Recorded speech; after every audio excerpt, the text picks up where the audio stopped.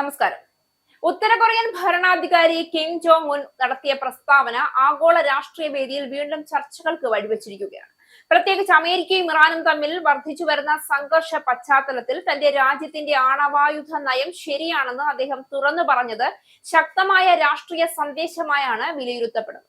അമേരിക്കയുടെ വിദേശ നയത്തെ ഭരണകൂട ഭീകരത എന്നും കടന്നുകയറ്റമെന്നും വിശേഷിപ്പിച്ച കിം ആണവ നിരായുധീകരണത്തിനായി യുണൈറ്റഡ് സ്റ്റേറ്റ്സ് മുന്നോട്ട് വയ്ക്കുന്ന സമ്മർദ്ദങ്ങൾ ഇനി അംഗീകരിക്കാനാകില്ല എന്ന് വ്യക്തമാക്കിയിരിക്കുകയാണ്.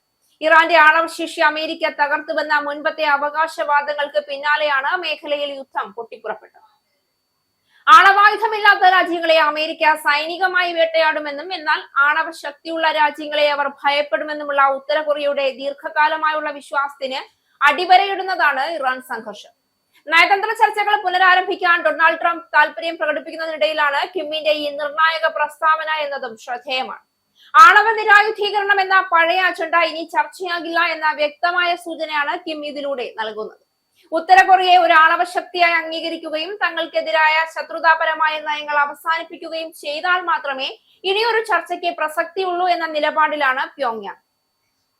ഇതിനിടെ പുതിയ യുദ്ധക്കപ്പലുകളിൽ നിന്നുള്ള ക്രൂയിസ് മിസൈൽ പരീക്ഷണങ്ങളും ആണവായുധം വഹിക്കാൻ ശേഷിയുള്ള റോക്കറ്റുകളുടെ വിക്ഷേപണവും നടത്തി ഉത്തര കൊറിയ തങ്ങളുടെ സൈനിക കരുത്ത് വീണ്ടും തെളിയിക്കുകയാണ്. ദക്ഷിണ കൊറിയൻ പ്രധാനമന്ത്രി അടുത്തിടെ വാഷിംഗ്ടൺ സന്ദർശിച്ച് ചർച്ചകൾ നടത്തിയെങ്കിലും ഉത്തര കൊറിയയുടെ പുതിയ നിലപാട് മേഖലയിലെ നയതന്ത്ര നീക്കങ്ങളെ കൂടുതൽ സങ്കീർണമാക്കാനാണ് സാധ്യത. ഈ പ്രസ്താവനകൾ കേവലം ഒരു രാഷ്ട്രീയ പ്രതികരണം മാത്രമല്ല, മറിച്ച് ആഗോള സുരക്ഷാ ചർച്ചകളെ തന്നെ സ്വാധീനിക്കുന്ന ഒന്നാണ്.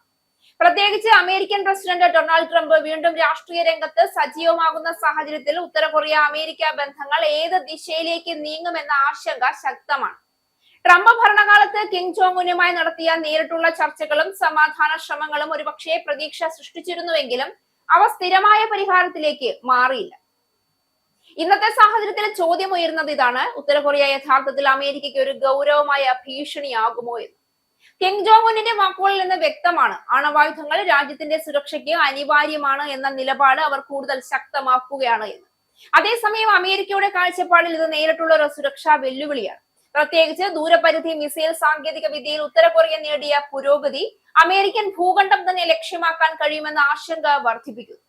ട്രംപ് വീണ്ടും കഠിന സമ്മർദ്ദവും നേരിട്ടുള്ള ചർച്ചകളും ഉൾക്കൊള്ളുന്ന സമീപനം സ്വീകരിക്കുമോ, അത് കൂടുതൽ കടുത്ത നിലപാടിലേക്ക് മാറുമോ എന്നത് നിർണായകമായ ചോദ്യം തന്നെയാണ്.